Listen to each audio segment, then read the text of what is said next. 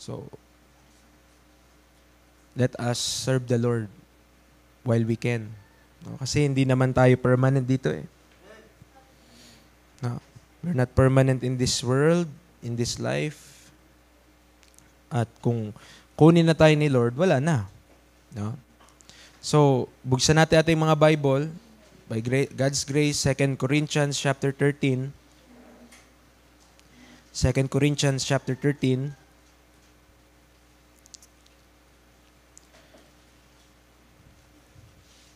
Verse 5.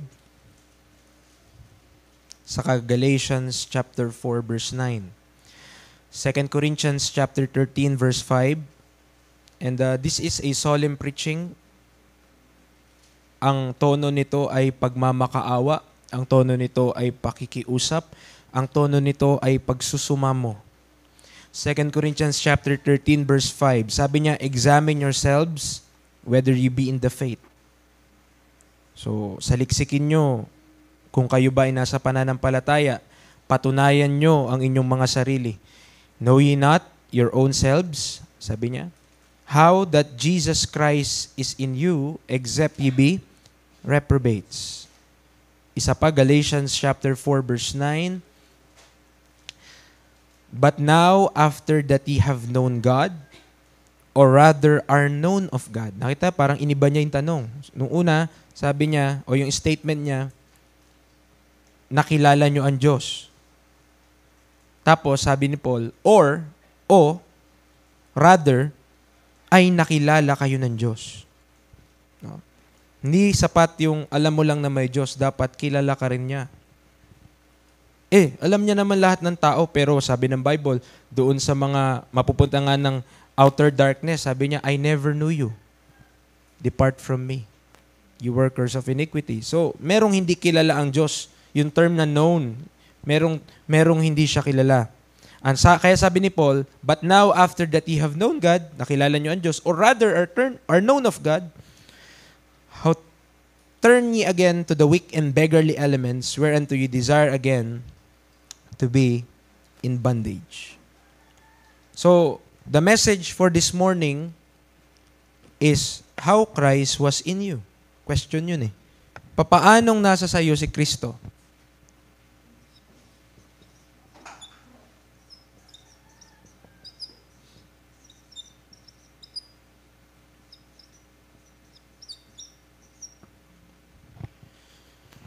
How Christ was in you. Tayo po muna mag-pray.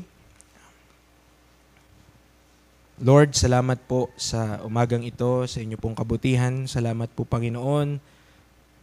Personally sa akin, sa buhay po na inyo pong patuloy na binibigay at pinapahiram. Tulungan niyo po kami sa pag-aaral po namin ngayong umaga. Na kayo po, O Diyos, ang maitaas. Maintindihan po namin na may papangaral po ngayon.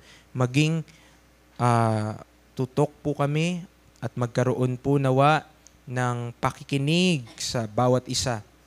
Manyari na lamang na nandito po kami, ibigay na rin namin ang amin pong atensyon sa pag-aaral na inyong banal na salita. Tulungan niyo po kami na maunawaan po ito. At kung meron pa po na hindi po tunay pa, na wala pang Espiritu ng Diyos at wala pang buhay na walang hanggan, nawa po, Panginoon, maintindihan nila kung papaano ito makuha o kung papaano ito matanggap sa aming mga buhay. Salamat po sa po lahat ng po rin pasalamat in Christ name we pray. Amen and amen. So that is a good question na makita natin sa 2 Corinthians chapter 13 verse 5. So ang tanong ni Apostle Pablo, sabi niya, know ye not your own selves? Di nyo ba alam ang inyong sarili? Kung papaanong si Jesucristo ay nasa sa inyo, except ye be reprobates? So yun yung tanong niya, how Christ was in you? Papaanong si Kristo ay nasa sa atin? Marahil po ay narinig nyo na itong question na ito 100 beses. No? Are you sure? Yan, tanong, no?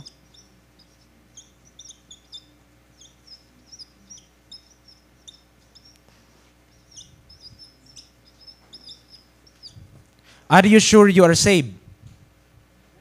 Maaring 100 beses nyo na yung narinig.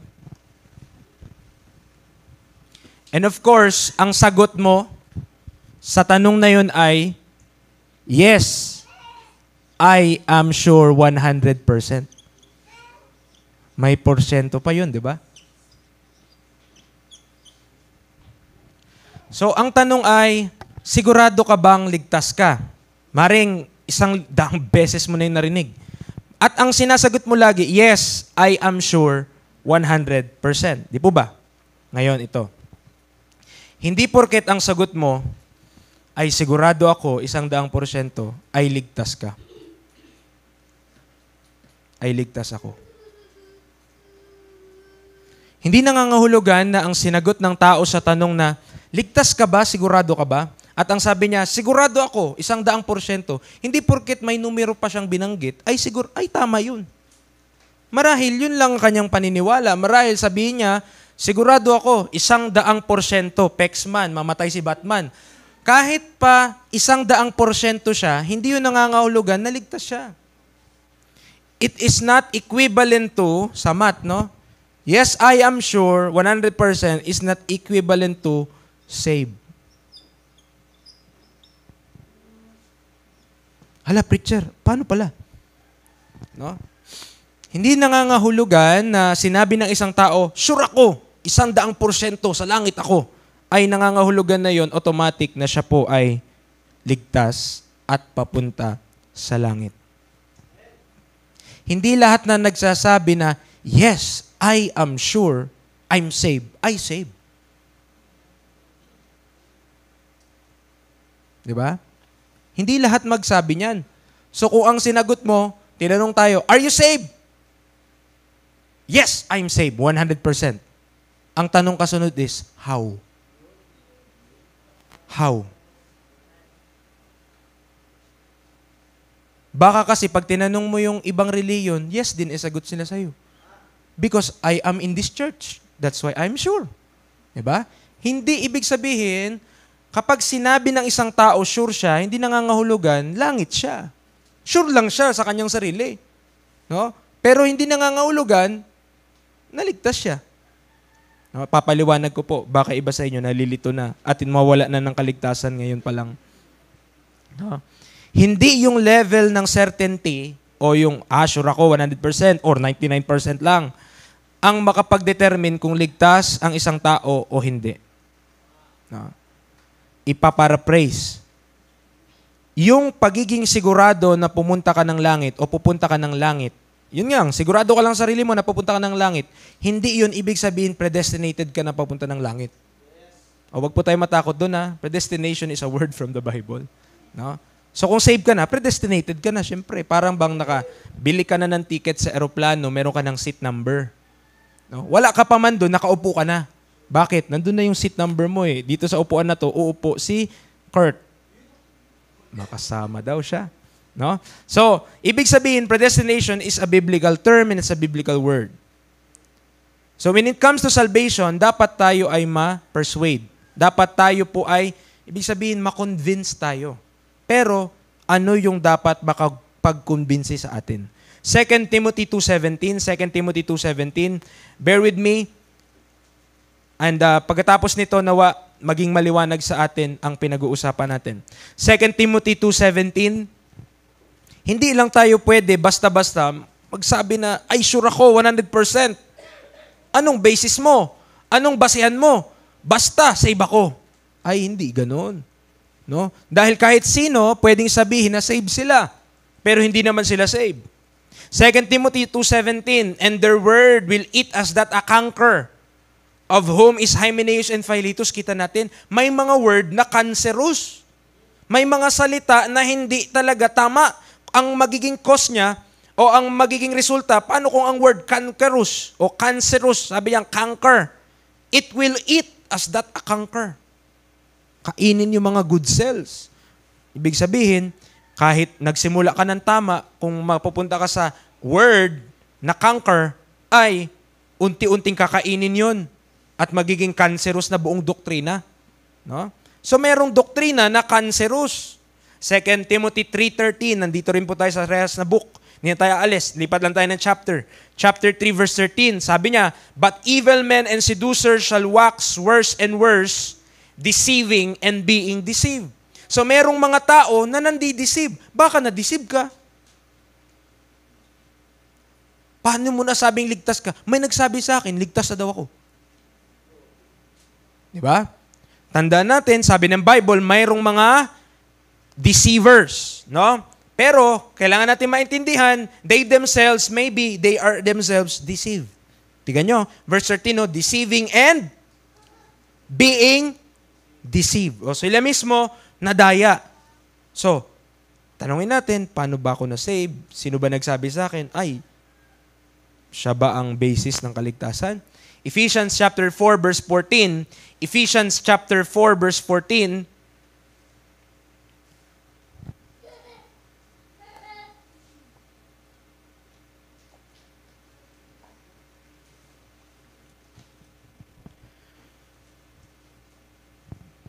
Ephesians 4:14, sabi niya, that we henceforth be no more children. So, dapat, di na daw tayo bata, no? Tossed to and fro and carried about with every wind of doctrine. Ibig sabihin, meron ding tinatawag na every wind of doctrine, iba-iba, by the sleight of men and cunning craftiness. Di po ba? Yung mga magic, sleight of hands lang yun eh. Akala mo, nawawala yung baraha, tinatago lang pala. Mabilis lang yung kamay. So, sabi dyan, mayroong mga every wind of doctrine na sleight of men. Cunning craftiness, magaling lang talaga sila. Whereby, they lie in wait to deceive. Kita natin ang point? Nakita ba natin ang problema doon? Kung tanungin tayo ulit, are you saved? At sabihin mo, I am 100% sure. How do you say na sure ka 100%? Ay dahil may nagsabi sa akin, ligtas na daw ako. No? Kano kaya ka-reliable yun? No? Yung tao na yun.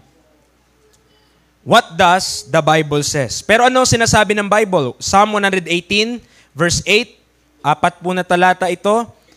Gusto ko pong makita natin yung pino-point out natin. Psalm 118, verse number 8.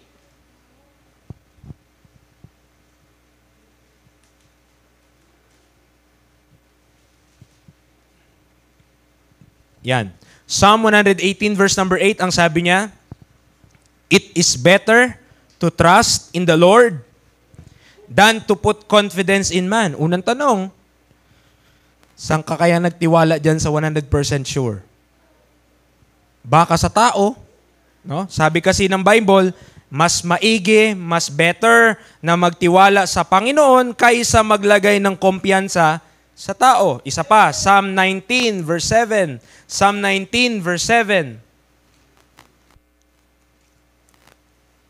Psalm 19 verse 7 to 8. This is about the testimony of the Lord, the law, the words of God. Ang sabi niya sa Psalm 19 verse 7 to 8, the law of the Lord is perfect. May kukontra ba doon? Wala.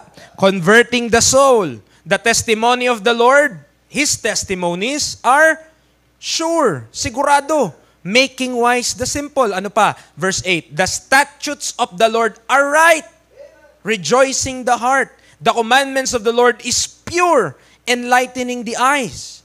So dito, may kita natin sa talatang binasa natin, Psalm 19, that the Word of God ay pwede mong mapagkatiwalaan. Bakit? Kasi sigurado siya. Kasi right siya. Tama? Ang mga sinabi dito, yung mga adjective na nilagay dito, ang mga bagay tungkol sa salita ng Diyos ay pwede mong pagtitiwalaan dahil ang mga nakalagay dito, perfect, sure, making wise, right, rejoicing the heart, pure, enlightening the eyes. Tama? No? So, compared to man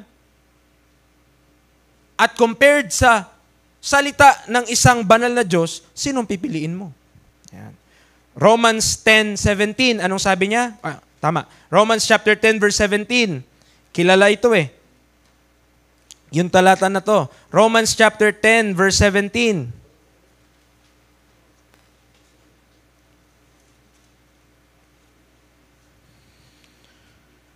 So then faith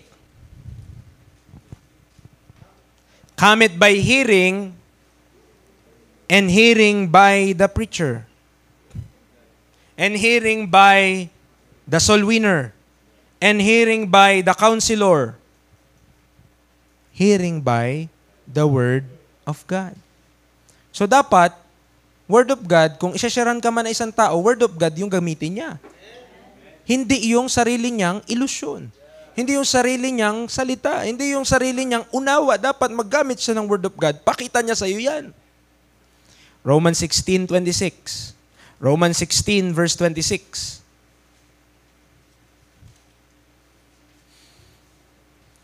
But now is made manifest, and by the scriptures of the prophets, according to the commandment of the everlasting God, made known to all nations for the obedience of faith.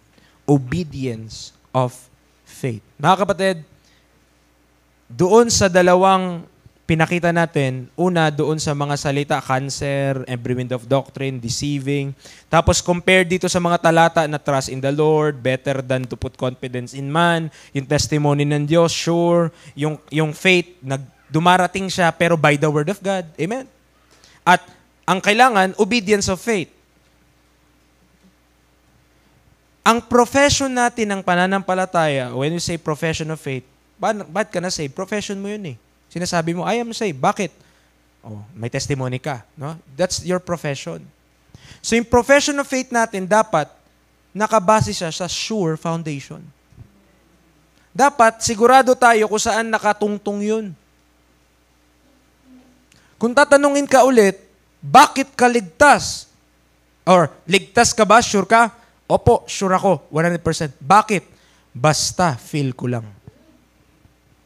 Hindi yun, sure foundation. Delikado ka dun. No? Bakit ka? Oh, sure ka ba? Ligtas ka? Yes, I'm sure. 100%. Bakit? Lumaki ako sa church. Hindi naman yun ang tanong ah. Tama? Or kung yun ang sagot mo, mali yun. Oh, mamaya malaman natin kung ba't mali yung sagot na ganun. Oh, para maitama. Oh, sa sunod, tama na sagot mo, pero save ka na kaya. No? Para sa kaligtasan, issue ng kaligtasan, mga kapatid, obvious po na hindi mo pwedeng pagtiwalaan ng dyablo. Tama? John 8:44, liar yun eh. Tama? Kung magsalita daw siya ng lies, he speak it of his own. Sapagkat tatay siya nun. No? So, hindi siya pwedeng mapagkatiwalaan. Romans 3:4, another passage. Romans chapter 3 verse 4. Pangalawa, hindi mo rin pwedeng pagkatiwalaan yung tao lang. Kasi, sabi ng Bible, God forbid, yea, let God be true. But every man a liar. Ay, as it is written, that thou mightest be justified in thy sayings and mightest overcome when thou art judged. Ala, so preacher, di ka rin namin paniwalaan kung hindi sa Bible ang sabihin natin. Kung hindi Bible ang ating i-preach, kung sabihin lang natin sarili nating kakayanan o sarili nating galing o sarili nating talino, huwag niyo papakinggan. Pero kung pagdating sa kaligtasan, mga kapatid, una, hindi mo pwedeng pagkatiwalaan ng dyablo at hindi mo pwedeng pagkatiwalaan ng tao. Tanong ulit, sure ka ba na ligtas ka? Yes po, sure ako 100%. Sinong pinagkatiwalaan mo? Baka si Satan kasi na-deceive ka. Or baka ang tao lang kasi nagtiwala ka dun, mabait naman siya eh. Yung soul winner mo, mabait eh. Ay, hindi naman siguro niya ako dadayain. Ay, hindi naman siguro ako nun ipupunta na impyerno. Diba? So, ulitin ko, pag tinanong, sure ka ba na naligtas ka? Ang sagot mo, sure ako, 100%. Anong basis mo? How? Simula nung nag-church ako, nagbago ang buhay ko. Ay, delikadong sagot yan. Ibig sabihin, works yun. Bakit? Nakabase na yun sa iyo eh. Hindi naman nakabase yun sa Diyos. Diba? Ngayon, kung hindi mo mapagkatiwalaan ng dyablo at di mo mapagkatiwalaan ng tao, sino pagkakatiwalaan mo? Yung dapat, ang pagkakatiwalaan natin, magagarantiya natin na kung anong pinangako niya, gagawin niya. Hindi, ibig sabihin, hindi rin politiko, kapatid. No, kaya nga pag pinipreach sila doon sa Olongapo, hindi, politiko. Hindi mabuti ko. Pag dumaan yung politiko doon, yari tayo doon. So, kung ang dapat, pagkakatiwalaan natin, itandaan natin na kaluluwa natin ang pinag-uusapan dito. Kaligtasan yan. Mahirap naman yung ulo mo lang ang napunta ng langit. At wala namang ganun. 'Di ba? Buo yan. Ulo hanggang talampakan mo. kung saan yan mapunta, doon yun. Hindi pa pwedeng kalahati sa langit, kalahati sa impyerno yun. Seryoso itong bagay na ito. So, mga kapatid, kung ano po, so dapat, ang pagkakatiwalaan mo sa salvation ay, pag nangako, tutuparin niya. At walang iba yun, kundi ang banal at matuwid na Diyos. Romans 4:21, anong sabi? Romans chapter 4, verse 21. And being fully persuaded that what he had promised. Si Abraham ito na-persuade siya. Ibig sabihin, na-convince siya, fully convinced siya, na kung ano daw yung pinangako ng Diyos, gagawin ng Diyos. Do you believe that? Amen. Of course. Philippians 1:6, meron pa. Philippians chapter 1, verse 6. Ephesians, pagkatapos noon, Philippians. Philippians chapter 1, verse 6. Ito po yan. Being confident of this very thing. Wow! Ang ganda ng kanyang term na ginamit, confident siya. No? Ang sabi dun sa Psalms kanina, mas mainam na maglagay ng tiwala sa Diyos kaysa maglagay ng kumpiyansa sa tao. Dito, ginamit niya naman yung kumpiyansa sa Diyos na. Oh? Being confident of this very thing, that He which hath begun a good work in you, sino yon? Ang Diyos, will perform it until the day of Christ or Jesus Christ. Praise God. Confident si Pablo, meron siyang tiwala at meron siyang, kumbaga, sure siya na kung ano yung good thing na sinimulan ng Diyos sa kanya, ipe-perform yun ng Diyos until the day of Jesus Christ. Hindi siya iiwanan sa ere ng Diyos. 2 Corinthians chapter 1 verse 20. 2 Corinthians chapter 1 verse 20. Another passage, 2 Corinthians 1 verse 20. Nandiyan pa po ba kayo? Sundan nyo lamang po sa mga verse natin. Puro verse yan. Verse number 20. For all the promises of God in Him or in Christ are yea, and in Him, amen, unto the glory of God by us. All the promises of God in Him are yea. Lahat yes, no? Ganda. So lahat ng pinangako ng Diyos kay Kristo, lahat yun yes. In Him, amen. Unto the glory of God by us. So, konbinsido ba tayo na it is better to trust in the Lord kaysa sa tao at sa salita ng Diyos, kaysa sa salita ng sino mang tao? Here is the catch. Alam niyo, here's the catch. No? Ito yung condition or ito yung parang ganyan. Ito po mga kapatid. I-honor lang ng Diyos yung mga pangako na siya ang nangako. Hindi i-honor ng Diyos yung mga inimbento mo lang. At inuobliga mo siya na tuparin niya yun. Or, out of context ka ng prayer. Hindi siya maobliga doon. Tinutupad ng Diyos yung kanyang mga pangako. Maliwanag naman po, tama. Yung mga binasa nating passage, clear ba ng promises ng Diyos, ipino-perform niya. Once na sinabi ng Diyos, ito, gagawin ko, gagawin talaga niya yun. Trustworthy siya eh. Tama. Pero ang point, hindi niya tutuparin yung hindi niya naman pinangako. Hindi niya tutuparin yung illusion mo lang o wish mo lang. Dapat, pinangako niya yon para gawin niya yon. So, pag in-apply natin sa kaligtasan, para maklaim mo na may pangako ka ng buhay na walang hanggan at taglay mo yung buhay na walang hanggan, dapat, na-meet mo yung requirement ng Diyos. Kapag hindi yun yung sinabi ng Diyos kung paano siya nagliligtas, hindi siya maaawa sa iyo. Halimbawa, sabi niya kay Noah, halimbawa lang po, example lang. Noah, gumawa ka ng ark. Lord, ayoko, gusto ko airplane. No? Kahit gumawa pa siya ng airplane, hindi naman yung pinapagawa sa kanya, lubog yun. Ang pinapagawa sa kanya, arko eh. Kanya? Sabi kay, sino ba ito? Sabi kay Moses, itaas mo yung tungkod mo at pakihati yung pag ginanyan niya, mahati yung Red Sea. Sabi ni Moses, Lord, ayoko niyan. Gusto ko mas epic. Gusto ko ganun lang. Tutukod ko lang ganun, tas hahati siya. Ay, kung gagawin ni Moses yung pamamaraan niya, hindi gagawin ng Diyos yung pinangako niya kasi hindi naman niya pinangako na kapag tinusok ganun, saka o bubukas. Kailangan itataas yung kamay. Ganun. Nakita natin? Ang point. Pag nangako ang Diyos, tutuparin niya. Pero hindi niya tutuparin yung hindi niya naman pinangako. Basic lang yun, ha? Tama? Basic lang yun.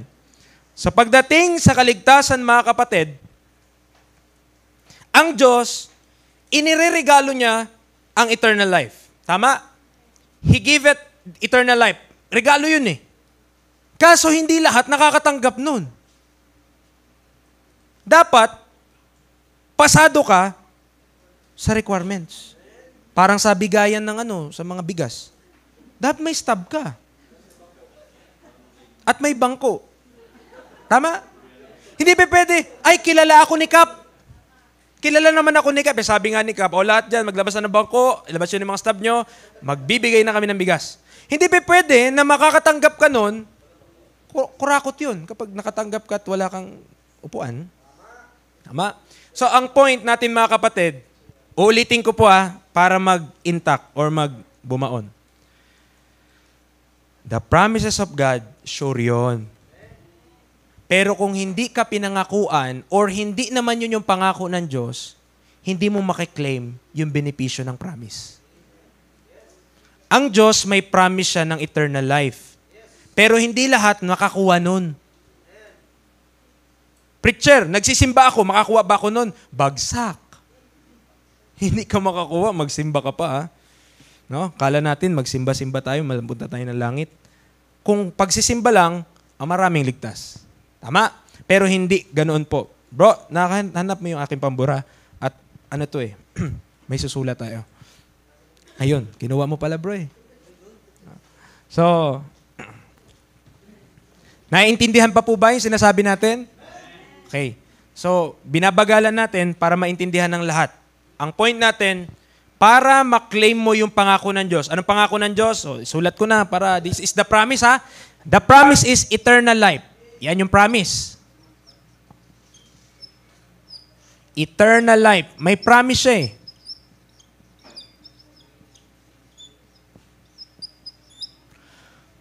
Promise niya yon. Magbibigay siya ng eternal life. Pero hindi lahat mabibigyan dahil merong mga kondisyones. May conditions. Parang sa raffle. No? May terms and conditions. Kung gusto mo mapasaya yung promise, sundin mo yung kondisyon. Pag sinuway mo yung kondisyon, huwag ka magtataka kung bakit wala kang eternal life.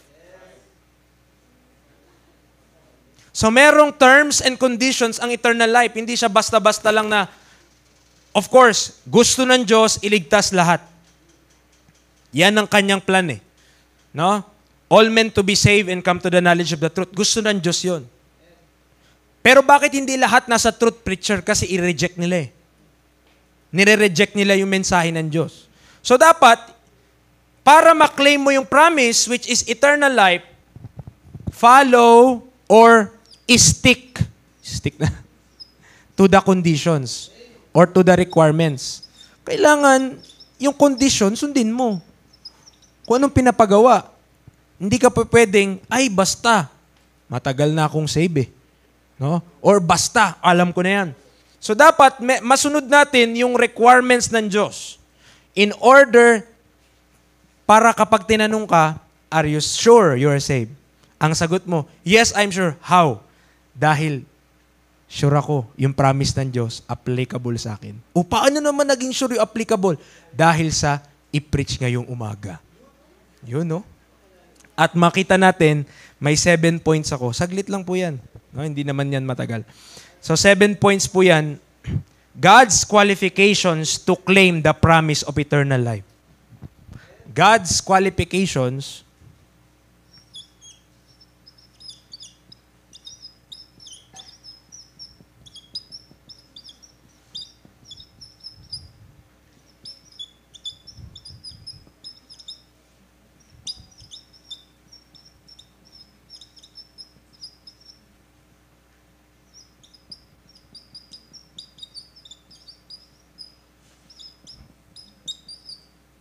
para dama, exclamation point. Yan na. So, ito yung, papaliwanag ko po, ito yung mga qualification ng Panginoon kung anong kinakailangan ng Diyos para maklaim mo yung promise. Sinong gusto ng maklaim yung promise? Of course, lahat naman sana gusto i-claim yung promise. Ayaw nyo? Okay, hindi natin i-force ang issue. Kita-kita na lang tayo sa Great White Throne. Kaso katabi kami ng Diyos. God's qualification to claim the promise of eternal life. Ano yung mga qualification niya? Di ba? Kapag boboto, may qualification. Pag-graduate, may qualification. Nakapagpapirma ng clearance. Mga ganun-ganun. Diba? So, kung gusto natin, maklaim natin yung promise, kasi ito yung dapat pagbasihan mo kung bakit ka ligtas. Hindi pa pwedeng, ay, pakiramdam ko, ligtas ako. Dapat, may promise ka na pinanghahawakan. No?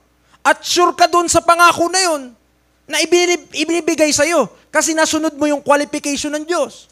Kapag hindi ka sumunod sa qualification ng Diyos, hindi mo makiklaim. Sabi ng teacher, okay, pass your papers. Yung mga unang 5 makapagpasa, may chocomucho. Sabi ng teacher. Yung pang-6, ma'am, ito po. Ay, wala na, be. 5 na. Umiyak siya. Hindi, alam ko, bibigyan mo ako. Diba? So, hindi po, may qualification ng Diyos.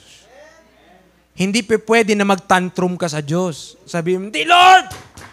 Matagal na ako nagsisigma! Ligtas ako! Dapat, pasado ka sa qualification.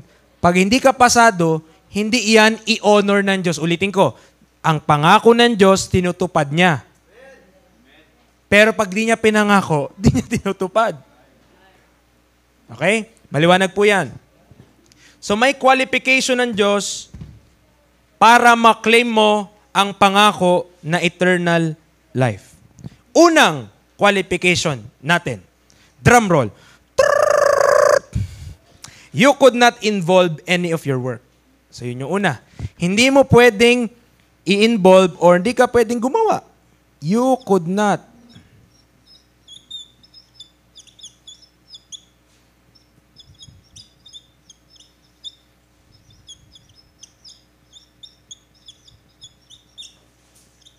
Preacher verse, Ephesians chapter 2 verse 9. Ang sikat ay yung 8. For by grace are ye saved through faith, and that not of yourselves, it is the gift of God. Pero yung 9, basahin natin. Not of works, lest any man should boast. So unang qualification ng Diyos para maklaim mong eternal life, hindi dapat ikaw yung gumawa. It is not our work. It is not, sabi dyan, kahit ano pa.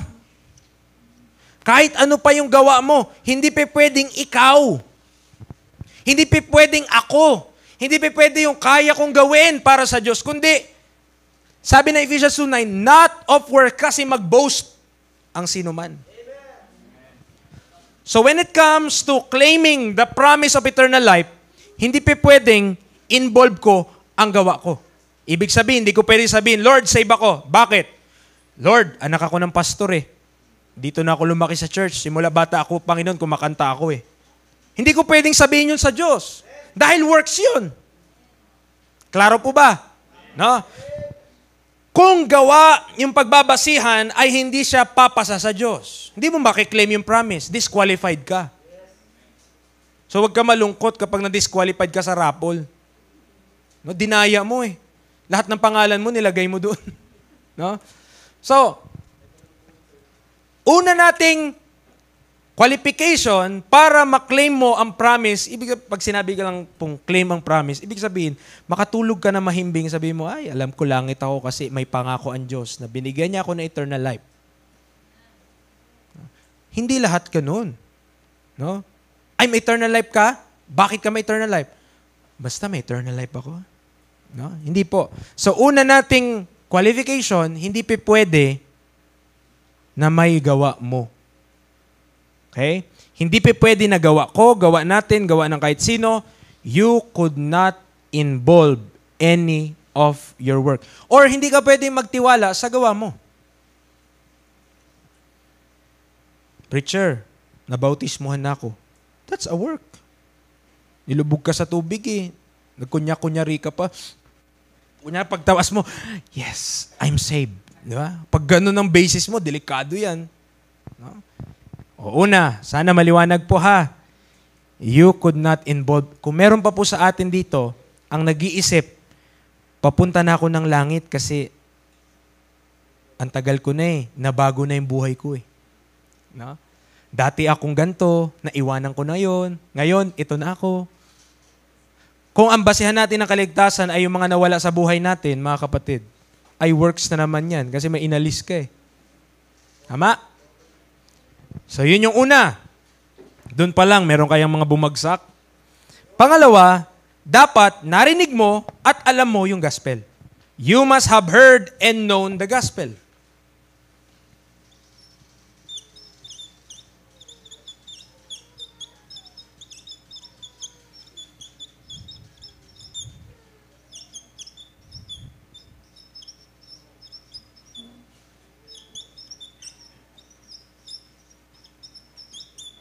Verse, Ephesians chapter 1 verse 13. Sikat na to eh. Dapat narinig mo, mabasa mo, no, napakinggan mo ang gospel. At hindi ka naman makaklaim ng promise ng eternal life kung hindi mo alam yun. We must know the gospel before tayo makapaniwala dun.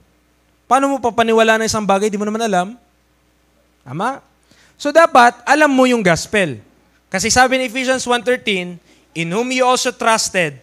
After that, hindi trust muna, tapos narinig niya. Narinig niya muna, tapos nagtiwala siya. Ibig sabihin, pangalawang qualification para maklaim mo yung promise na eternal life, narinig mo yung gospel, saka ka mag-act kung ano yung pinapagawa ng Diyos. So dapat, narinig at alam mo.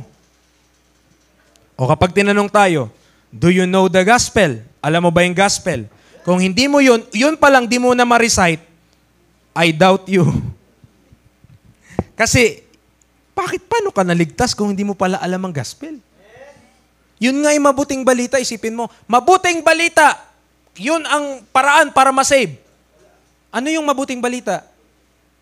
Good news. Ano yung good news? Mabuting balita. Diba? Hindi pa pwede. Hindi pa pwede na hindi mo alam yung gospel. Preacher, alam ko po yung gospel. Ano yun? Matthew, Mark, Luke, and John. O, diba? Hindi po yun yung gospel, mga kapatid. Books yun na tinawag ding gospel according to Mark, according to Matthew, according to Luke, according to John. Pero hindi yung tinutukoy na gospel na kailangan mong narinig at alam para maklaim mo ang promise ng eternal life. Of course, di mo maklaim ang prize mo sa raffle kung hindi mo alam na nanalo ka.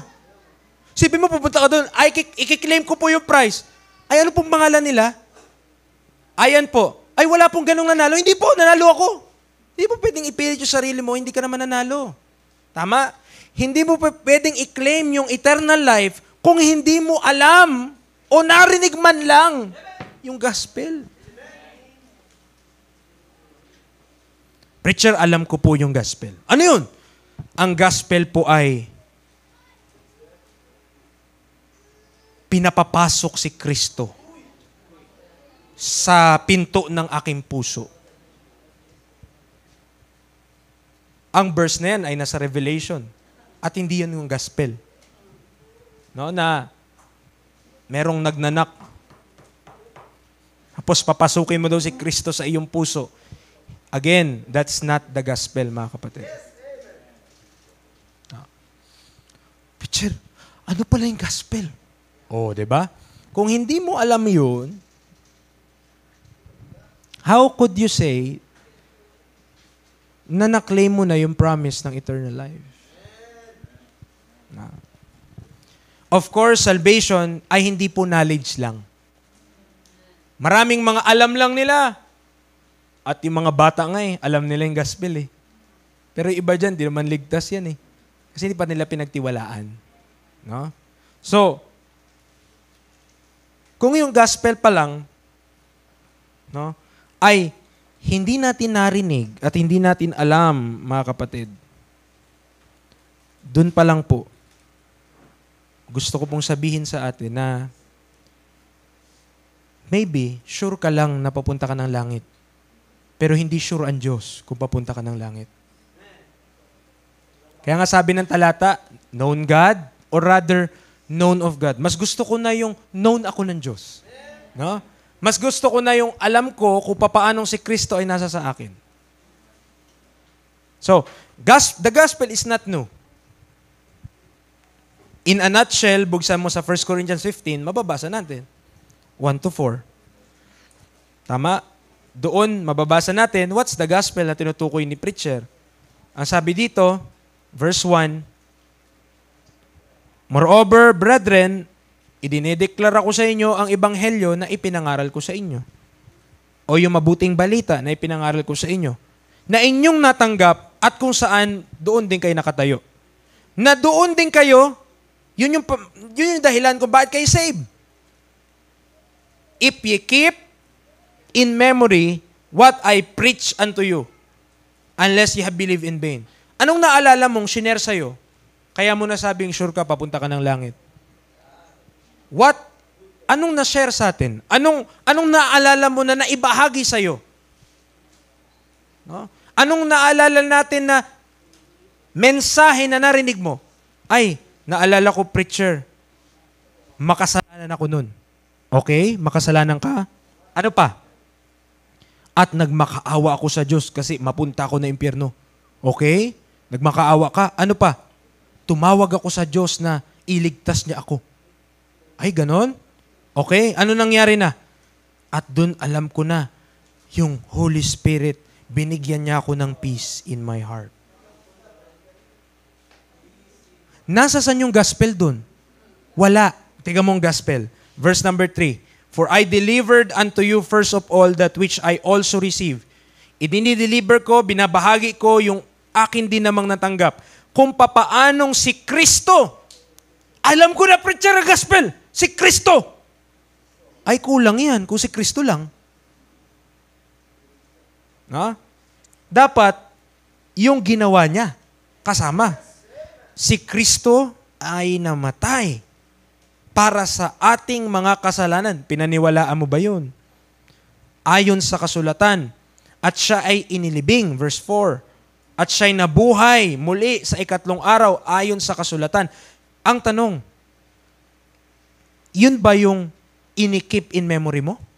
Yun ba yung naalala mo nung ikaw ay siniran ng isang tao o nakapakinig ng mensahe at umiyak ka dahil natouch ka sa mensahe at inisip mo, ayoko mapunta ng impyerno. Lord, ayoko mapunta ng impyerno.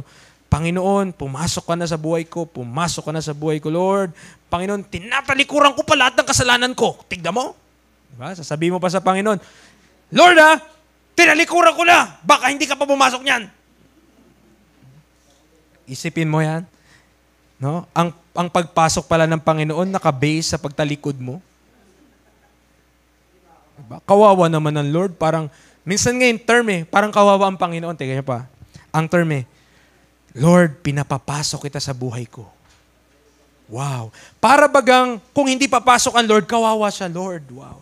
It's a privilege to be in my heart. Lord, I open my heart because it's a privilege na mapunta ka sa buhay ko, Lord. Oh, what a privilege. Kung wala ako, Lord, sayang ang pagka-Diyos mo. Parang ganun No? Parang baliktad Parang tayo yung kawawa kung wala tayo sa Panginoon. Tama? So, mga kapatid, yan po yung gospel in a nutshell. Pero anong kasama dyan? Ang malawak dyan yung how. Ang sabi niya, how that Christ died. Yun ang malawak. Paano siya namatay? Sa cross. Kaya preaching of the cross din yung gospel. Kaya preaching of the blood din ang gospel. Dugo ni Kristo, sa cross na pinako siya, binayaran niya yung ating mga kasalanan. Preacher, anong good news doon? Na yun na makapag-save. Yung ginawa niya para sa atin. Good news yun. Teka, preacher, akala ko ang makapag-save yung pagpapapasok ko kay Kristo sa buhay ko. Ay, mali, kapatid. dapat siya yung magpapasok sa iyo. Kasi pag natanggap ka niya, yun yung known God or rather are known of God. Hindi lang kilala mo ang Diyos, kundi nakilala ka niya. Diba? So, dapat narinig mo ang pagpapangaral, nabasa mo ang pagpapangaral o ang ebanghelyo sa salita ng Diyos. Hindi pwede na, ay, preacher, alam ko yan, namatay si Kristo, napanood ko pa ngayon sa Passion of the Christ. Nagulat ako, sobra palang hirap yung ginawa ni Kristo. Oo, nakita mo kung paano siya, pinahirapan? Oo, nakita ko paanong dumanak yung dugo niya. Oo, nakita ko yung lahat, preacher. Ang hirap pala ng ginawa ni Kristo sa akin. Kaya ngayon, alam ko na para masave ako, kailangan dagdagan ko yung ginawa niya. Kasi ang hirap ng ginawa niya eh. Kulang pa. Di ba? Tinitestify ng maraming mga tao, kung inuulit mo pa rin yung ginawa ni Kristo, hindi mo na-gets yung ginawa niya. Hindi mo nakuha. Kung inuulit mo pa nga eh. Yung ginawa ni Kristo, tanungin mo yung mga nagpipinitensya, di ba? Ang alam nating sagot nagbabawas ng kasalanan. Ibig sabihin, hindi mo naintindihan na binayaran niya na. Binayaran na ni Kristo yung kasalanan. Ba't mo pa binabawasan? Tama po? Hindi nakuha yung gospel. Hindi nakuha yung ebanghelyo ni Kristo. So, yun yung pangalawang qualification. Una, hindi pwedeng gawa mo. Pangalawa, dapat narinig mo at nalaman mo ang ebanghelyo. Pangatlo, asking God to save you. I-ask mo.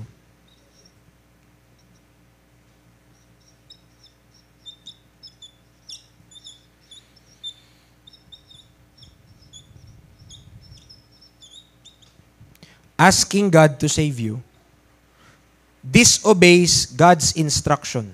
No?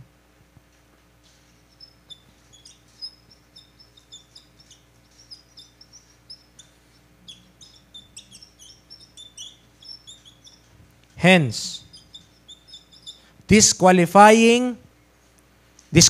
you to claim the promise.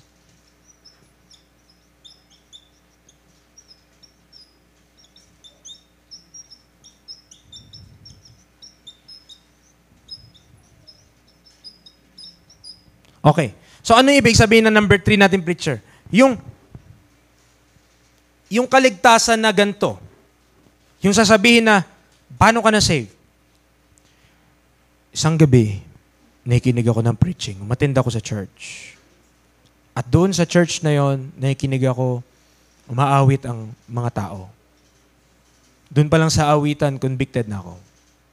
Narinig ko nag-preach ang preacher tungkol sa impyerno, natakot ako. Na baka mapunta ako doon. Or doon talaga ako papunta. Kaya sabi ng preacher sa dulo, kung gusto mo maligtas, ask God to save you. So ako naman, punta ako sa harapan, iyak ako, at nag-pray ako, Lord, umaamin po akong ako yung makasalanan. Good, tama yun. Dapat umamin ka talaga. Ako po ay nagkasala laban sa inyo. Tama na naman yan. Nagkasala na naman talaga siya. Okay? Lord, alam ko po na sa preaching, naintindihan ko na ako'y papunta na impyerno. Tama na naman yun. Papunta talaga siya impyerno. Lord, please enter. I ask you to save me. Yung pagtatanong mo pa lang na, Lord, please save me. Ibig sabihin, hindi mo nakuha yung gospel. Bakit? Kung nakuha mo yung gospel, hindi mo i-ask ang Diyos to save you. He will save you. Again, ang pangako ng Diyos, ulitin ko lang po ha, tinutupad niya. God's promise, He will perform. Hindi papalyaan Diyos dyan. Pag hindi niya pinangako, hindi niya siyempre gagawin. Hindi niya naman pinangako, anong obligado ba siyang sundin yun? Hindi po. Ngayon, pag sinabi mo, Lord, save me, ibig sabihin, hindi mo nakuha yung gospel. Kasi nga, kumbaga, ito na, ito siya. Nasa barko ka, nalulunod yung kasamahan mo. Sabi niya, save me, binato mo na yung salbabida. Kumapit ka sa salbabida. No, save me, save me. Ay baliw. Kumapit ka sa salbabida. Yun na yung lifeline mo. Yun na yung ibig sabihin. Kung gusto mong makaakyat pa at mabuhay ka pa at di ka malunod, kumapit ka na sa salbabida. Kahit mag-iiyak ka dyan maghapon, yung salbabida, yan na oh. Yan na yung gospel.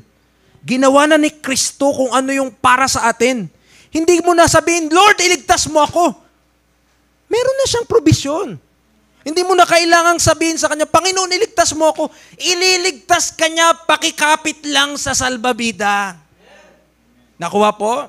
So kung ano yung nire-require ng Diyos, kung ano yung hinihingi ng Diyos, pakipagtiwalaan mo lang. Hindi mo na kailangan, Lord, please, patawarin mo. Please, Lord, bahawa kayo sa akin. Please, Lord, iligtas mo ako. Yung pangapanalangin na yon ay panalangin ng hindi pagsunod sa kung anong sinasabi ng Diyos. Akala natin, maawa ang Diyos. Tanda natin, ang Diyos, merciful siya. Merciful siya, mga kapatid. Gracious siya, no doubt. Pero kahit merciful siya and gracious siya, ba't hindi ligtas lahat? Diba? Merciful naman siya. Gracious siya. Ba't hindi ligtas lahat? Kasi may Kristo. Tama? Binigay niya na si Kristo. Kung gusto mong pumunta sa Kanya, no man cometh unto the Father, but by me. Walang makaparoon sa Ama kundi pamamagitan ni Kristo. So kung gusto mo sa Ama, ayan na yung si Kristo. Ayan na yung salbabida. Lord, maawa ka sa akin. Kaabagan mo ko. Sabi ng Panginoon sa'yo, naawa na nga ako. Ayan na nga yung anak ko. Binadala ko na. Ano pang awa-awa ang inisabi mo? Kailangan mo lang pagtiwalaan si Kristo. Sabi. Nakuha? So, ayun na yung salbabida. Nandiyan na siya. Malulunod na siya. Pakiligtas ako. Pakiligtas ako. Yan ang salbabida. Ayoko yan. Ayoko yan. Gusto ko ikaw. No? Hindi pa pwede. Ang Diyos, nagbigay na siya ng paraan. Kung ayaw mo sa paraan niya, wala na siyang magagawa dun. Kasi po, hindi dalawa ang daan. Hindi may dating daan at may bagong daan. Hindi po, isa lang. Sabi ni Kristo, ako ang daan. Okay? So, maliwanag. So kapag nagsabi ka pa, Lord, iligtas mo ko, kabagan mo ko, Panginoon, iligtas mo ko, hindi mo naintindihan yung mensahe. Kasi kung naintindihan mo yung mensahe, hindi mo na i-ask ang Diyos. Ang Diyos mismo ang mauobligang iligtas ka. Kapag ginawa mo, yung pinapagawa niya. Ganun kagaling yan. No, pang-apat, ito na. Trust Christ alone by believing the gospel.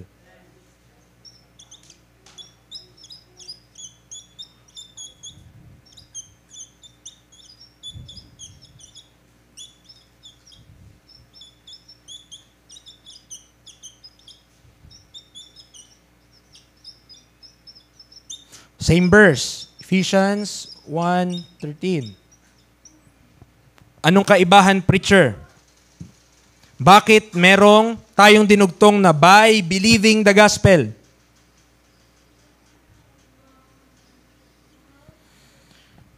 Dahil po, hindi sapat na magtiwala ka lang kay Kristo. Dapat by believing the gospel. You trust Him by believing. Bakit ganun, preacher? Kasi po, marami ngayon, Kristo din. Ay, ang daming church, puro Christ. Tama? Pagtanungin mo sila, magtestimony sila, salamat po sa Panginoon sa pagtitiwala ko kay Kristo. Magtestimony na ganun yun. Ang tanong, save ba? Ba't hindi save? Diba may requirement? You must have heard, dapat narinig mo, at alam mo yung gospel. So hindi lang si Kristo, kundi dapat alam mo yung ginawa niya tungkol sa kasalanan mo. Paano ma-save? Tiwala ka kay Kristo. Paano ko pagtiwalaan si Kristo? Basta believe on Him. Believe lang. Yun lang gagawin ko, maniwala lang kay Kristo. Oh, ano pa? Believe lang sa Kanya. Basta believe ka lang. Okay na yun. No? Anong believe? Saan nga? Anong paniwalaan ko sa Kanya? Na Diyos siya? Ano pa? Basta, yun na yun. Kulang yun. Again, hindi yun gospel. Ano lang yun? Kulang eh. Ganun lang yun. Hindi siya tutuloy sa gospel. Hindi na siya mabuting balita. Lang siya. Kulang. Kulang siya. Kailangan, ang kumpletong mensahe, si Kristo at yung ginawa ni Kristo para sa atin. Hindi pa pwede na nagtiwala ka lang kay Kristo at naniwala ka lang na may Diyos. Yan na, di ba? Ay, ligtas ka? Bakit ka ligtas? Bakit ka sure? Alam kong may Diyos. Alam kong may magagawa ang Diyos. Alam ko rin. At alam ko na nagbibigay siya ng eternal life, pero hindi niya binibigay yun sa lahat. Kailangan may gagawin ka. At ano yun? Pagtiwalaan mo si Kristo by believing the gospel. Kasi po, kumbaga, kaya binasa natin sa Romans 16, obedience to the faith yun eh. Kapag narinig mo yung gospel, ano yung gospel? Papaanong si Kristo'y namatay para sa ating mga kasalanan. Inilibing siya sa ikatlong araw na buhay na magmuli ayon sa kasulatan. Narinig mo yung mensahe na yun. Napakinggan mo yung gospel. Tama po? Ibig sabihin, kung paniniwalaan mo yun, naniniwala ka na bayad na ni Kristo ang kasalanan mo. Yun, pagtitiwalaan mo lang si Kristo na sapat na yung ginawa niya, hindi mo na pala kailangan dagdagan. Yun na pala yun. Diba? Pagtitiwalaan mo lang yun. Trust Christ alone by believing the gospel. So, hindi pa pwedeng ihiwalay mo si Christ sa gospel. Hindi pa pwedeng naniwala ka lang sa gospel at di ka naniwala kay Kristo. Ay, naniwala ako, namatay siya, nilibing. Pero di ako nagtitiwala sa kanya eh. Sa ginawa niya lang. Ay, kulang. Yun naman po ay ospel. Kabila naman yun. Kulang na naman, kapatid. Ang point ko lang, ang gospel, that completos. Ricados. Si Kristo at yung ginawa ni Kristo ay dapat maliwanag sa'yo. Okay? Magtiwala kay Kristo lang at sa pamamagitan ng paniniwala sa gospel. Sa ginawa ni Kristo para sa atin. Itong panlima, mga kapatid, ay mahaba po. Mahaba siya. Okay? Pero, okay. So ito. Gawan ko na lang ng tanong, pero babasahin ko po dun. Does believing alone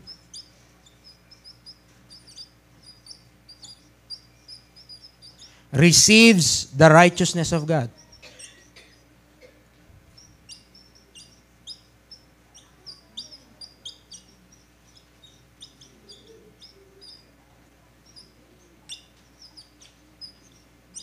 Ayan ang tanong. Kapag naniwala ba ang isang tao sa gospel, matatanggap niya na yung righteousness of God? Matatanggap niya na yung katwiran ng Diyos pag naniwala siya? Tignan natin, Romans 3:21. Romans 3 verse 21. Pisahin nyo, saglit lang po yan. 5 na nga tayo eh. Romans chapter 3 verse 21 to 22. Ang sabi niya, but now, the righteousness of God without the law, so pinaliwanag niya, hiwalay ito sa batas, is manifested, being witnessed by the law and the prophets, even the righteousness of God, which is by faith of Jesus Christ, unto all and upon all them that ask Jesus into their hearts. Hindi po tama. Ang sabi, unto them and upon all them that believe. So either kontrahin mo yung talata at sabihin mo na hindi na-receive yung righteousness nung naniwala. Pero maliwanag ang talata, para daw ma-receive mo yung righteousness of God unto all and upon all them that believe. So ang requirement ng Diyos to receive the righteousness of God, ano po ulit ang righteousness of God? Yun yung kailangan mo para makapasok ka ng langit. Kailangan matuwid ka eh. Hindi tayo matuwid. Si Kristo matuwid. Nasa kanyang katwiran ng Diyos. Kailangan ko siya. At binibigay lang ng Diyos yun ng libre at walang bayad. Pero, ang requirement niya, that believe. Okay? So, kung ang believing, o kapag naniwala ka na dun sa gospel, mga kapatid, ay matatanggap mo na yung righteousness of God. Nabasa ba natin yon? Kulang pa, hindi pa kumbinsido? Romans 4. Verse 23. Romans 4, verse 23.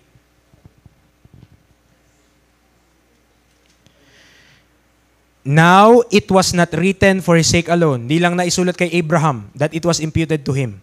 But for us also, to whom it shall be imputed.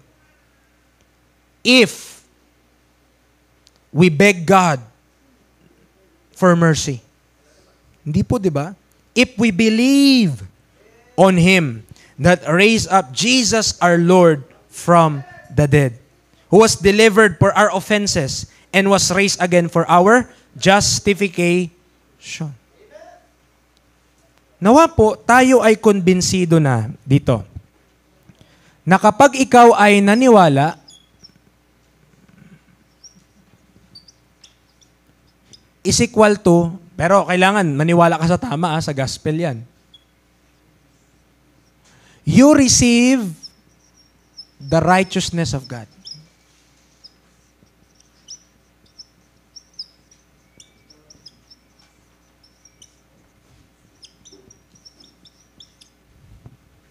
Clear? Kapag naniwala daw, ayun, mga talata yung binasa natin, ha? Hindi natin yon, haka-haka lang, at hindi natin yon, guni-guni. Okay? So, naniwala ka, sabi niya, when you believe, you will receive the righteousness of God. Nakuha po? That makes believing qualified to claim the promise. Qualified yung believing, kapatid. So, di ba, naghahanap tayo anong qualification para maklaim? Ang believing po, lagyan natin ng kulay blue para intense. Naghahanap ka, tanong ka na kanina pa, ano palang qualified? Di pala qualified yung gawa ko. Yung paging matapat ko. Di pala qualified na pakiramdam ko lang sa iba ko. Kasi dapat narinig ko at alam ko ang gospel. Hindi pala qualified yung nagpapaawa lang ako sa Diyos. Kasi naaawa na siya, kaya niya nga binigay si Kristo sa akin. Tama? Ano pala yung qualified, preacher? Ito yung paniniwala. Ito yung qualified.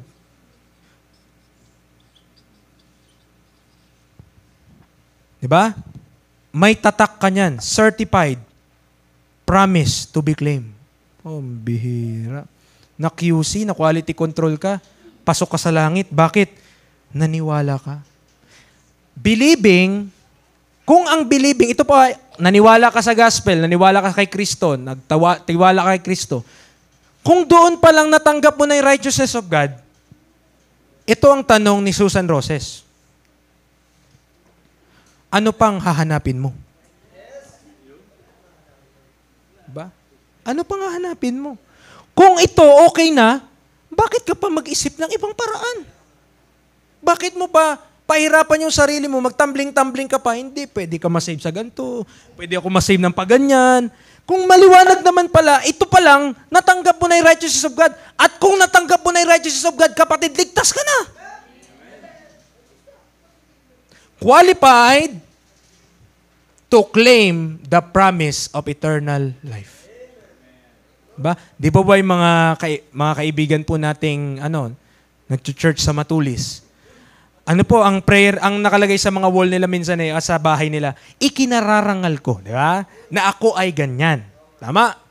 Ikaw, dahil save ka na, pwede mo sabihin, ikinararangal ko na may buhay na walang hanggan ako at tutuparin ng Diyos yung pangako niya dahil naniwala ako. Ang haba, di ba? Ang hirap lang ipaprint. So, kung yung paniniwala lang, naniwala ka, nag-believe ka, ay qualified na siya, ang point ko, kung gumagana na, huwag mo nang itry pa yung iba. Baga parang yung kagabi, nag-ano po kami, nag-Bible study kami, sabi namin doon, di po ba pag sa welding, kunyari, hininang mo, okay na. Sabi ng QC, approve. Kung approve na yun, wag mo na ibahin yung style mo. Okay na nga yun pahirapan pa sarili mo. Hindi, gusto ko pang itry yung iba. At baka pag tinry mong iba, mabutas mo pa yung bakal. Mas malaking problema. Tama. Ang point ko lang, kung yung believing okay na, wag ka na maghanap ng iba.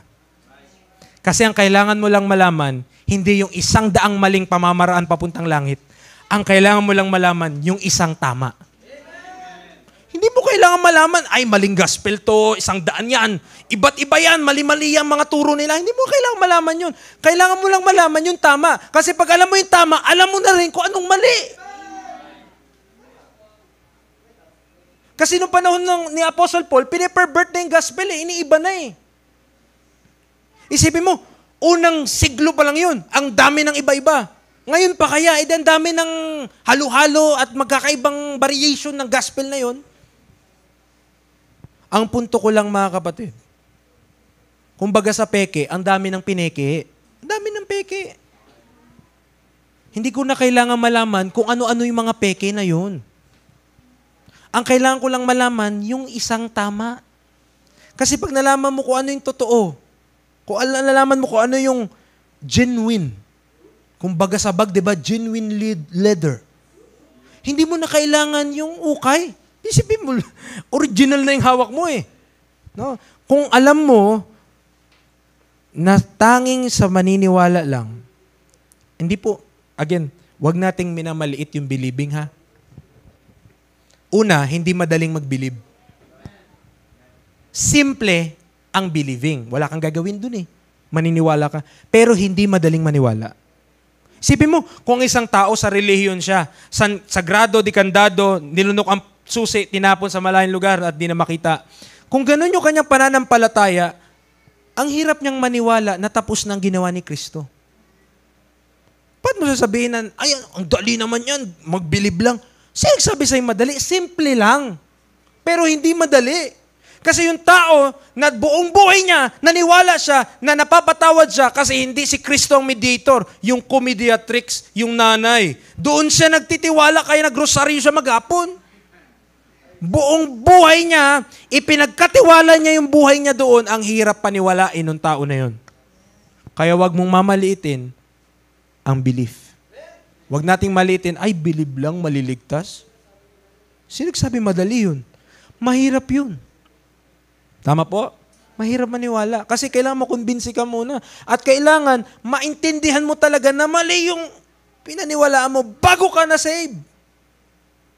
So believing alone, it's not easy. Pero ito lang yung hindi work. Kaya ito lang yung qualified to claim the promise of eternal life. Pang-anim, no?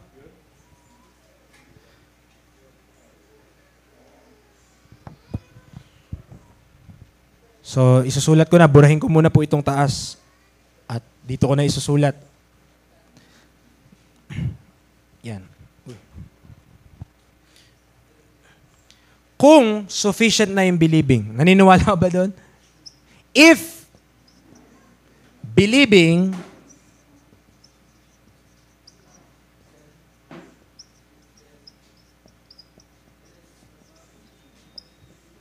kung sapat na ang believing o paniniwala, pagtitiwala, mga kapatid,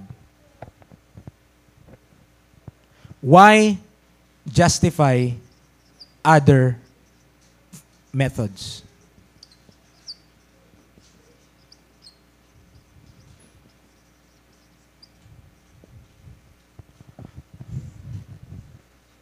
Ulitin ko, ito lang din sinasabi ko kanina Kung qualified na yung believing, kasi qualifications to Kung qualified na yung believing pa lang, bakit pa ako maghanap ng ibang paraan at i-justify ko pa yun? O, kumbaga, okay na yun. Hindi ko na pahirapan ng sarili ko. Hindi ko na, hindi. Nasave ako kasi talagang ang ganda ng pagkakapray ko dun Naluluha pa ako dun nasan nga yung gospel dun? Basta na-save na ako dun. Wala nga yung gospel dun Pero na-save ako dun. Dahil I ask God to save me. No? Sabi ko kasi sa Diyos, pakiligtas ako. Alam ko naman, pag sinabi ko sa Diyos yun, gagawin niya. Tanda natin, hindi na-obliga ang Diyos sa atin. Na-obliga siya kapag kay Kristo. Kapag nakita niya, pinaniwalaan mo si Kristo, siya pa nagmamadaling iligtas ka. Yan ang totoo, mga kapatid. Kasi Holy Spirit, automatic, may tunog pa yun para dama. Pasok na agad sa atin. Nakatira na agad yung Holy Spirit sa atin. Hindi mo nga kailangan tawagin may kusa. Praise God. Amen. Salamat Salamat naman ay, isipin nyo po kung kailangan mo pang i-recite yun para maligtas ka. Isipin mo, higa ka na sa higaan mo, tapos kukunin ka na ni Lord. Tapos ang requirement, kailangan papasukin mo ang Holy Spirit sa'yo. Paki-recite mo to.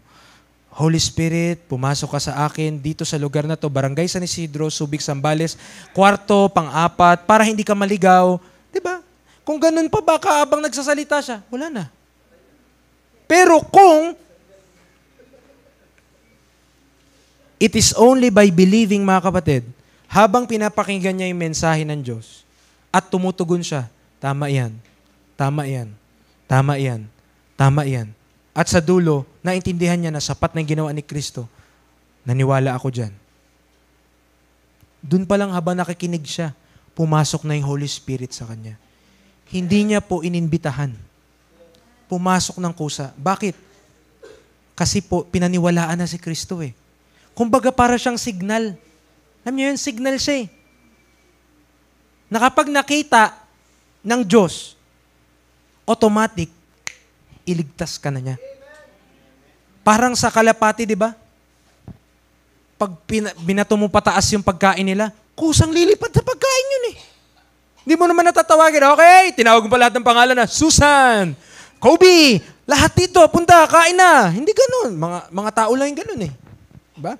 Pero sa hayop, isipin mo, tinaas mong ganun, dahil sanay na sila, babagsak pa lang doon, nandun na sila.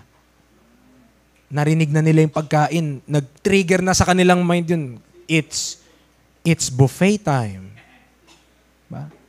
Yun lang ay napakahinang illustration kumpara sa ginawa ng Diyos na nung ang tao narinig niya yung gospel. Nandiyan pa po ba kayo? Narinig niya po yung gospel. Pinaniwalaan niya. Ang Diyos nakita yon. That's right. Saved na siya. Instantly.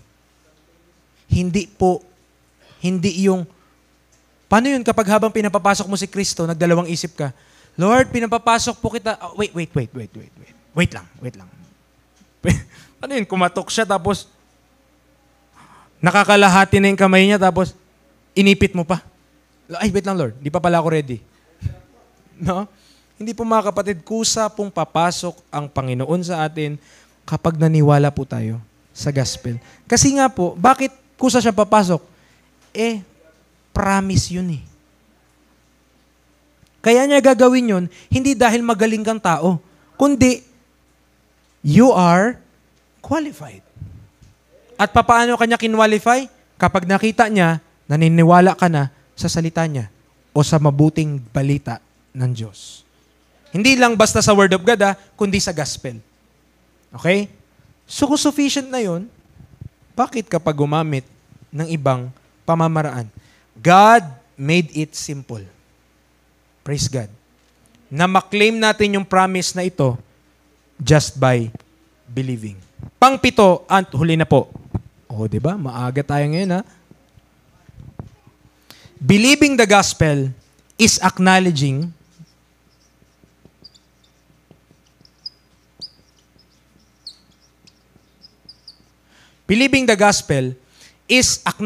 of the truth.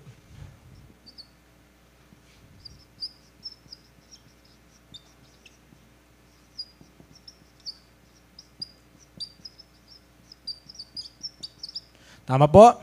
Okay. 2 Timothy 2:25 yan. 2 Timothy chapter 2 verse 25. Making it obedient to God's instruction on how a sinner receives His promise of eternal life. Ibig sabihin lang, wala pong iba, the qualification of God.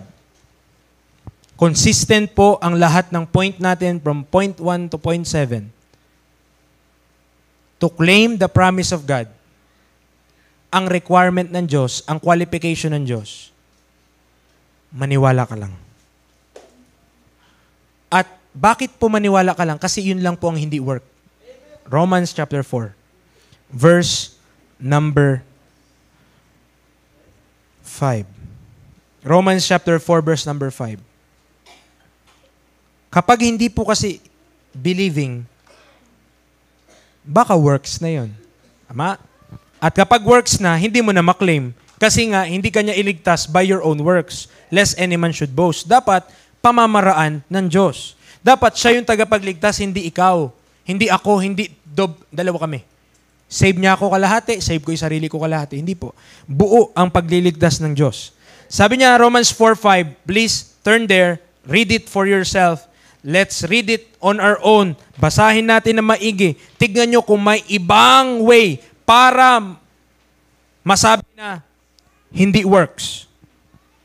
But to him that worketh not. Sinasabi mo na hindi ka nag-work para maligtas ka? Anong ginawa mo para maligtas ka? Kung hindi believing lang, baka nagdagdag ka na. Kasi ang sabi dito, yun lang, di ba, sa kanya na hindi gumawa, pero naniwala. Ibig sabihin, tinatanggal niya sa listahan ng works ang believing. Kung merong listahan, di ba? Kung merong list, dito, kung merong list of works, na napakahaba, puro gawa ng tao, ang sabi ng Panginoon, to him that worketh not, ito lang ang hindi kasama sa listahan. Hindi kasama sa listahan ng works ang believing. Outside siya sa list. Anong point? No? Ibig sabihin, yun lang ang tanging paraan para maklaim mo ang promise of eternal life. Kasi ibigay lang ng Diyos to sa hindi gagawa eh. Nakawa natin? Ibibigay niya lang sa diga. Pag gumawa ka, hindi niya ibibigay sa'yo. Sabihin mo, bakit ka nandito sa langit? Lord, kasi naman nagtapat ako sa iyo eh. Ba't ka nandito sa langit? Lord, kasi naman nagsimba ako eh. Lord, bakit ka nandito sa langit? Lord, kasi naman. Alam mo yun? Kung hindi lang kita pinapasok sa buhay ko, wala ako dito sa langit. Diba? Nasaan ang glory? Nasa Diyos o nasa tao? Yun ang tanong. Tama? So mga kapatid, kung merong verse, at pangliwanag ng verse, Romans 4:5 yun eh. Merong verse na nagsasabi, kumbaga, tinanggal niya sa listahan ng works yung isang bagay. At hindi yun work. At sabi ng Diyos, not of works, lest any man should boast. Abay, baka yun yung paraan lang ng Diyos para maligtas at para maklaim mo yung promise of eternal life. At ano po ulit yun? Believing. Believing. Again, believing is not easy. But it is simple. Ano bang gagawin mo sa believing? I-acknowledge mo lang ang truth. Nung nagka-COVID po, tama, binalita sa TV. Sino po sa inyo ang nasa harap ng telebisyon, gulat na gulat, at sabi nyo, COVID, pinapapasok na kita sa aking isip na talagang pandemic na ngayon. Kung may gumawa nun sa inyo, more power to you. Pero, alam ko, ang lahat dito, nung narinig yon, nirecognize mo lang, inacknowledge mo lang, ay ganun, ibig sabihin walang pasok? Ay ganun, ibig sabihin walang lalabas ng bahay? Ay ganun, ibig sabihin, kulong lang kami dito maghapon? Ay ganun, ibig sabihin, paano yung church? Diba? Ganun, no? Kung spiritual ka. Pero iba, ay ganun, puro Netflix lang ako? Ay ganun, puro nood lang ako? Diba? Ganun din sa gospel. Ay ganun, tapos na pala ang ginawa ni Kristo? Ay, paniwalaan ko lang pala yun? Wow! Hindi ko pala gagawin, hindi pala ako kailangang gumawa kasi not of works. At yung mga tao lang na tanging naniwala lang at walang dinagdag doon ang qualified na i-claim ang pangako ng buhay na walang hanggan. Kung may ginawa ka pa pagkatapos niyan or may ginawa ka kasama niyan, hindi po kayo eligible. Disqualified po kayo na i-claim ang promise of eternal life. Kung sinunod natin yung requirement ng Diyos, and that is believing the gospel, obligado po ang Diyos na iligtas ang kaluluwa natin At hindi lang iligtas, kundi isecure. Now, kung tatanungin tayo mga kapatid, are you saved? Are you sure? Ang sasagot mo I am 100% sure. Paano mo naman sabing sure ka? Baka pakiramdam mo lang yan. No. Kasi sabi ng Diyos, may buhay na walang hanggan ako pag naniwala lang ako sa ginawa ni Kristo. May sagot ka ngayon. At ang sagot mo, hindi galing sa dyablo at di galing sa tao. Ang sagot mo ay galing sa salita ng Diyos. At yun yung kailangan, yan ang kulang kapag nagtanong ng, are you saved or are you sure you are saved? Bakit? Kasi marami mga tao magsagot naman na yes I'm sure. Pero ang tanong doon, is God sure? Kaya sabi ni Paul, known God or rather are known of God.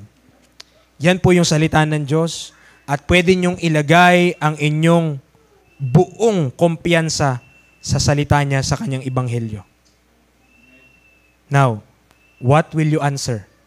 Kung tatanungin po kayo, are you sure you are saved? And to those na hindi pa sure ngayon, you could be sure. You could be sure. Yan lang Tiwala ka kay Kristo sa gospel. Dapat alam mo yung gospel para mapaniwalaan mo. Tayo po ay manalangin. Lord, thank you for this wonderful time na binigay niyo po sa amin. Salamat, Lord, sa blessings. Salamat, Lord, sa salita mo. It's not easy to believe. It's not easy na i-give up yung lahat ng mga works na meron kami that we are clinging to, na pinagtitiwalaan namin, na sinasabi namin, save kami dahil sa mga bagay na yun. It's so hard na i-give up yun and replace it with just believing sa ginawa ni Kristo. I know it could be a struggle to some.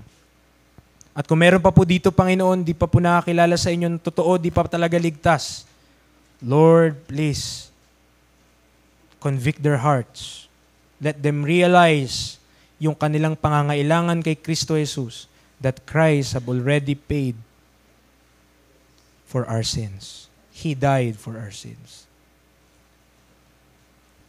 At Lord, patunay na bayad niya na yon, nabuhay po siya sa ikatlong araw. He's no longer carrying that sin. He already paid it in full. Kaya Lord, tulungan niyo po kami to realize that truth. We are not saved by going to church. We are not saved by removing vices or even having a changed lifestyle because we are now going to church. We are saved alone in what Christ did and in Him.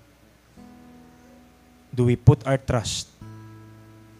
Kung dun lang po ilalagak ng isang taong makasalanan ng kanyang pagtitiwala, siya po ay makaklaim ng promise ng eternal life. Lord, you made it easy kasi hindi nayaran mo na. Huwag namin pahirapan yung sarili namin sa paggawa o sa pagkonbinsi na ligtas kami dahil sa ginawa namin, kundi dahil po sa ginawa mo lang, kaya kami napatawad sa aming mga kasalanan. Salamat, Lord. Help us recognize that believing is acknowledging the truth.